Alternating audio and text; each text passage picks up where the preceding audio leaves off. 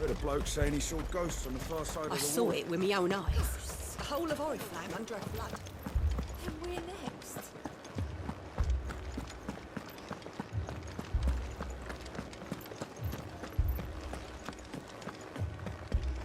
I can't do it. I can't. But you can. You must. My lord. My lady. We received the dame's message. There have been sightings of strange creatures, I understand. With the blue eyes. Yes. Like a Kashik, but different. They've taken so many. I've lost count. A Kashik, but different. Ultimus thralls. And what of your mistress? Is she here? Oh, no. She went to the garrison to ask what they were planning on doing about all this. Then we'll look for her there.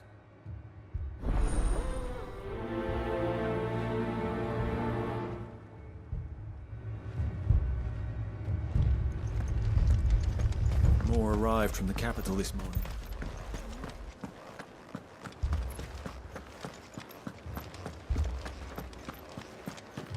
The two soldiers were carrying another. He didn't have any legs.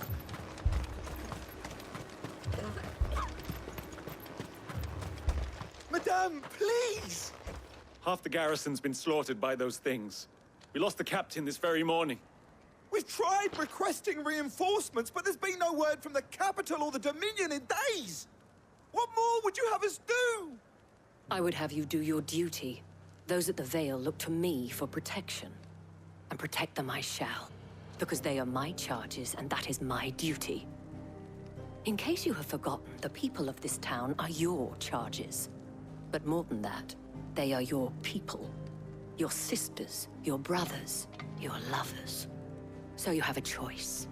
Lay down your sword and watch as they are slaughtered, or take it up and do what is right. She speaks the truth, you know. This here, it's all we have. It's all that's left.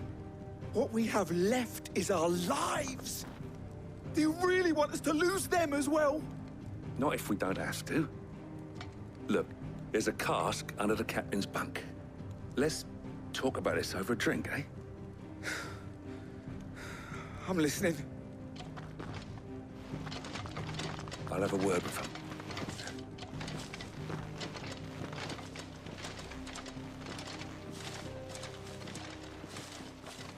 Ah, Clive. I didn't expect help to arrive so quickly. And sought to take matters into my own hands. It was a noble effort. But I thought you might still need some support. How like you to consider my needs. What we need to consider is where the creatures came from. The way the survivors speak of them, one would think they appeared out of thin air. And perhaps they did. It's hard to know what to believe these days. We'll talk to the survivors.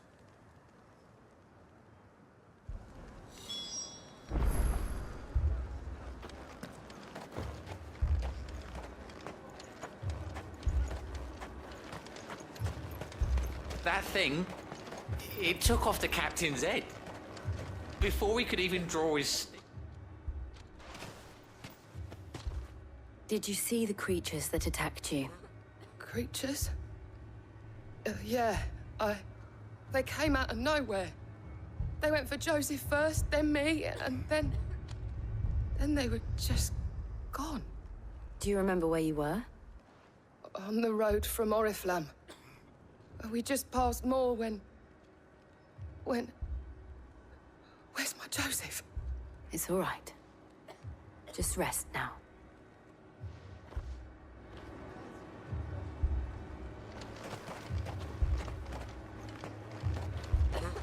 It's all right. My family! Deserve this. They're still in the capital. I'm sorry, darling. You're a pikeman, yes? What happened? I've got family in Moor.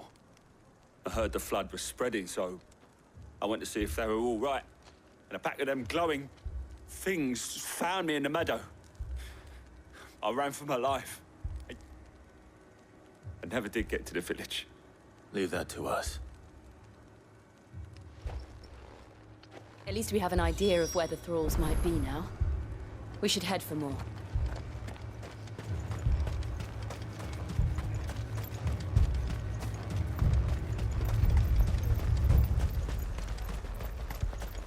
I assume you have a plan? Need to find out.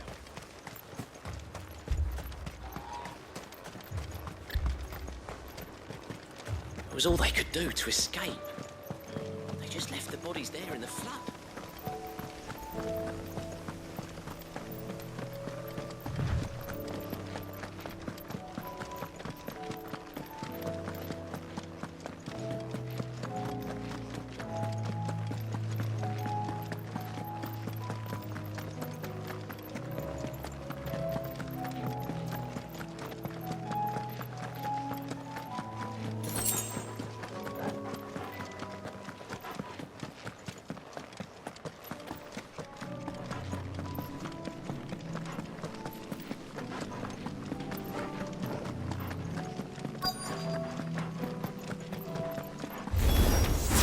Clive, look! I see them. With me!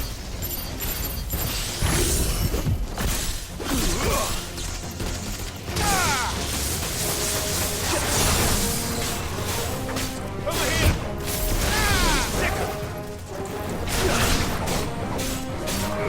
Get him!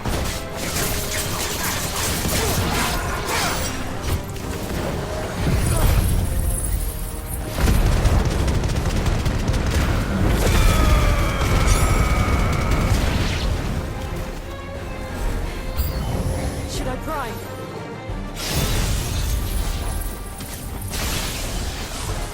Save your strength.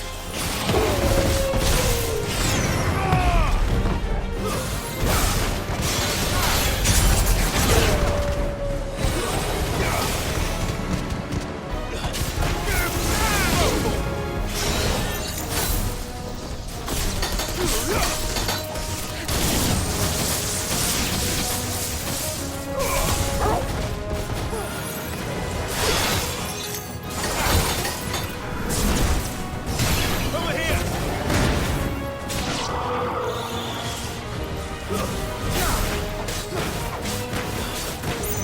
This one.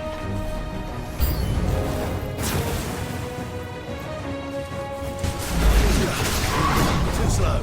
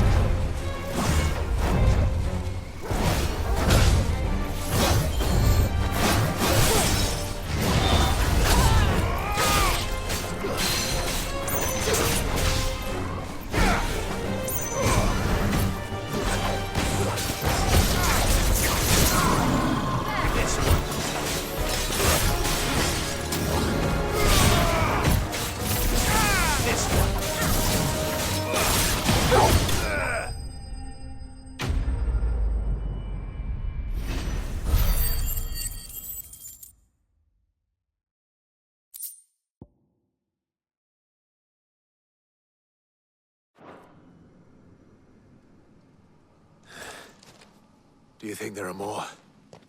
There are always more. But I'd say we've done what we can for the time being. Then we should let Isabel know.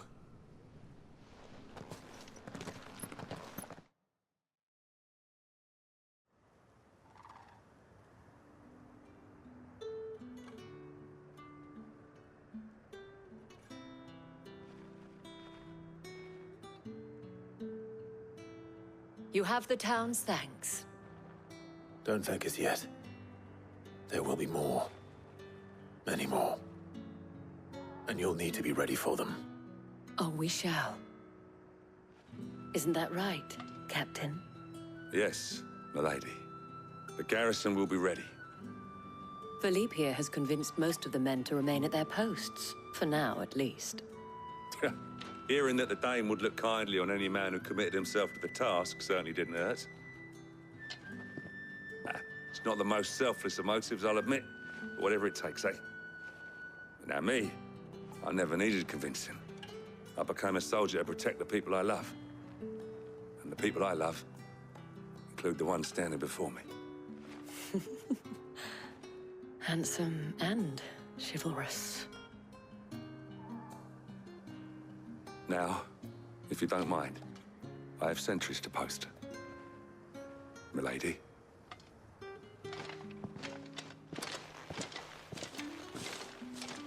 Lest you wonder, I'm not foolish enough to believe that this has solved all of my problems. But it has solved one, and that's one fewer than I had this morning. Thank you again, Clive.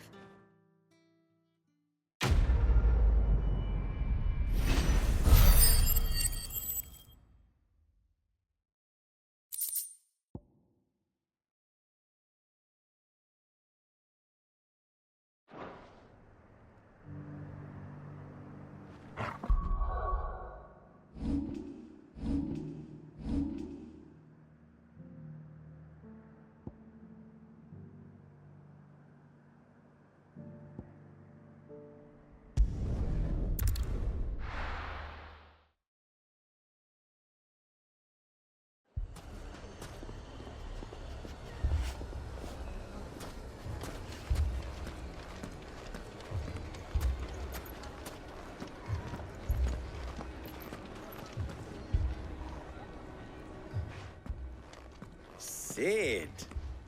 Your new companion appears much more formidable than your uncle. Should I be worried? You haven't been introduced. Jill, Clive has told me much about you.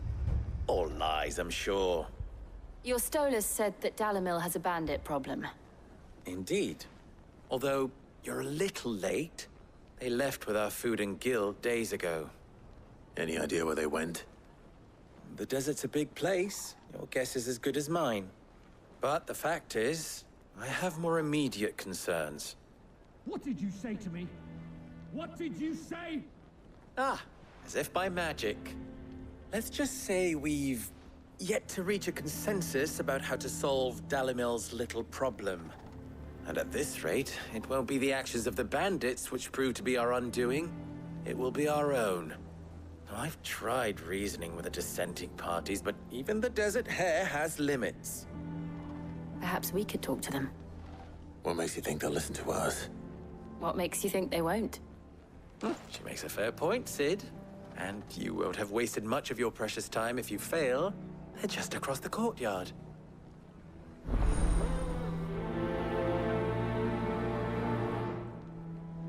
Suppose we just follow the shouting.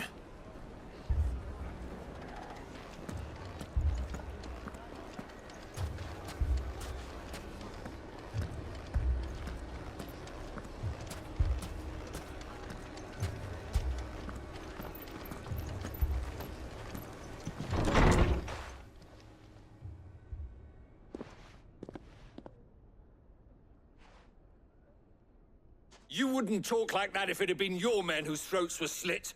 Blood for blood, it's the only way. We hire mercenaries and have them mount the bandits' heads on our walls as a lesson to the rest. And what happens when those mercenaries are slaughtered like your men?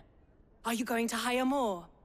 We're better off using that coin to buy food and supplies. If we hire mercenaries, the only thing we're buying is the bandits' ire. And you cannot fill empty bellies with that. Do you hear me? But what happens when they come back? Maybe it'll be your throat that's slit. That's enough. Both of you. Any more of this and I'll throw you out myself. Come back when you're ready to talk like adults.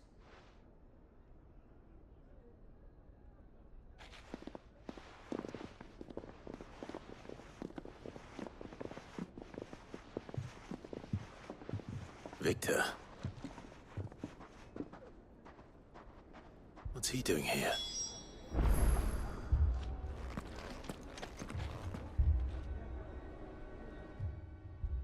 Sid. And Lady Jill. What brings you here? I was about to ask you the same thing. Costness is in chaos, and the markets have all but ceased to operate. The Briar's Kiss here in Dalimil is the only place I can reliably obtain supplies. I was here to do just that when Master Lubor told me of his troubles. He thought I might be able to talk some sense into these fools. But if you're here, I suppose his patience must be waning. Who are those people? Those were the thorns in Lubor's side. And the reason this place might be headed the same way as Costness. It's these accursed skies. The darkness is enough to drive a man to madness. Or an entire city, for that matter. We're still working on the skies. But in the meantime, perhaps we can find a solution to Dalimil's problems. I hope so. For all our sakes.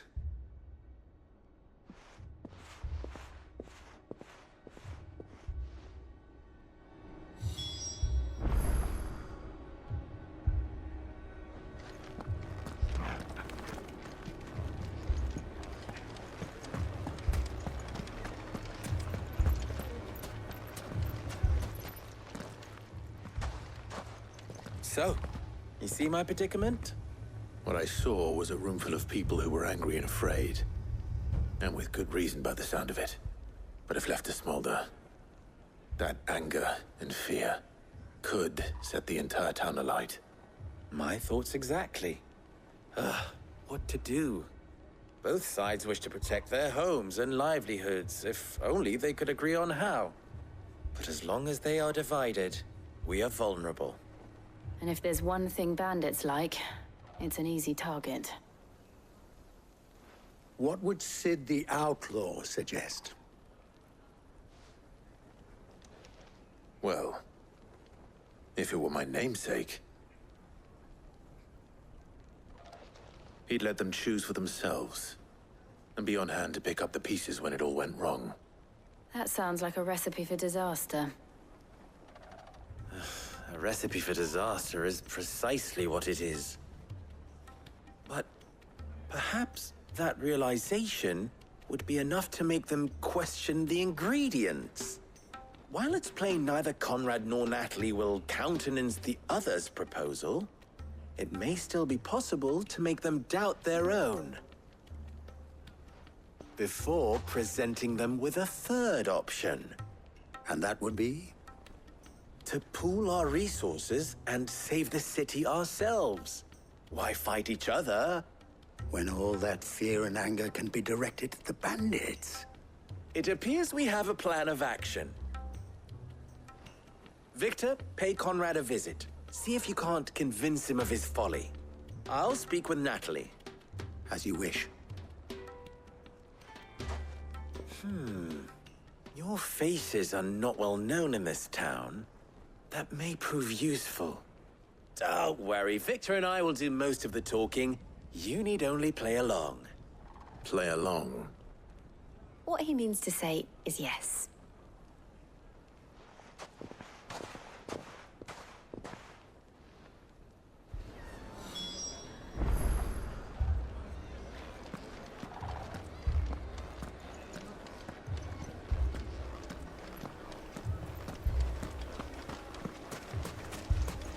Picture it, Conrad. Your own city guard.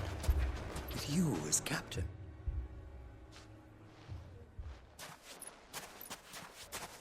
Ah, here she is. The Lady of the Spear herself. Conrad, may I introduce you to Jane, commander of the Red Wings, the oldest mercenary guild in the Free Cities. A pleasure, my lady. The pleasure is all mine. As I told you, I summoned the commander here from Canver to inquire about a contract. Victor says you told him no. That there aren't any men left to hire. Is that true? True as the crystals cracked. Nobles came and claimed every last one worth his salt. And not just from us Redwings. You know of the 7 high houses. There must be 2 swords assigned each one. Granted, we have a few boys left. If it's boys you're looking for. Well, Conrad? Are you saying that Dalamel's finest cannot defend this town better than a gaggle of unblooded striplings? That a band of beardless youths could better avenge the deaths of your brave men than you yourselves? Absolutely not.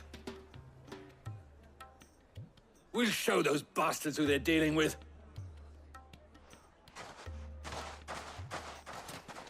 I can't believe that actually worked.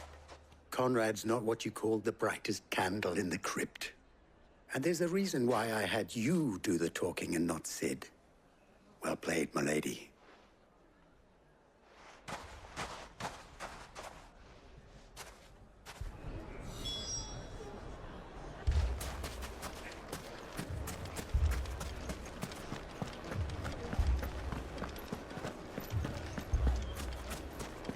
My shop. If I had my pickaxe, I would... I mean, it may still be possible to buy something, and we may yet be allowed to keep it. Yes, but... Ah, here he is now. Natalie, allow me to introduce Lord Underhill of Randalar's prestigious League of Merchants. Lord Underhill. At your service. Underhill? I was just telling the good lady of our conversation, my lord, and how you were lamenting the state of the capital's stores. Lubor says that not only are the granaries almost empty, but that war and the Blight mean this season's harvest won't be enough to fill them for winter. Indeed, certainly that is the case. The nobles in the capital are buying up the city's stocks of barley and wine, driving the prices higher than most commoners can afford. It is only a matter of time before the peasants revolt. It is worse than I thought. If what Lord Underhill says is true, I fear we have little hope of supplementing our stores, meager though they regrettably are. And while I applaud your endeavors to dissuade our more bellicose citizens from seeking vengeance, I sense Conrad is not wrong in his assessment of the bandits' likely return. Which means that now, more than ever, we will need to secure what little we still have. Food, weapons, herbs, everything. If our humble town is to endure not only this hardship, but those that are certain to follow, we must stand united. All right. If it will help to protect my home, I'll do it. But you needn't have gone through this charade.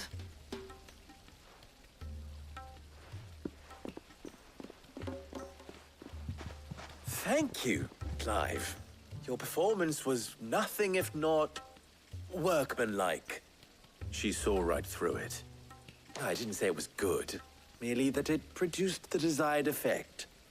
Now, my scouts should be returning shortly. Meet me back at the Briar's Kiss, and we shall see what we face.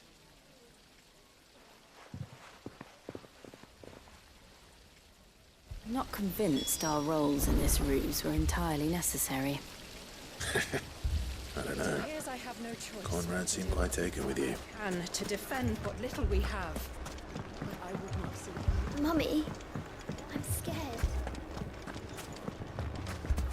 Oh, I'm ruined.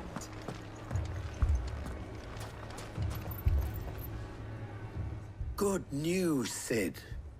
Both Conrad and Natalie have somewhat gracefully accepted their new roles. With time, they may even learn to. Time no longer appears to be the luxury it was before lunch. I take it your scouts found the bandits. Technically, it would be the bandits who found my scouts. It appears they march for Dalimil as we speak. All of them. You're not serious. They don't just want food, they want the whole damn town.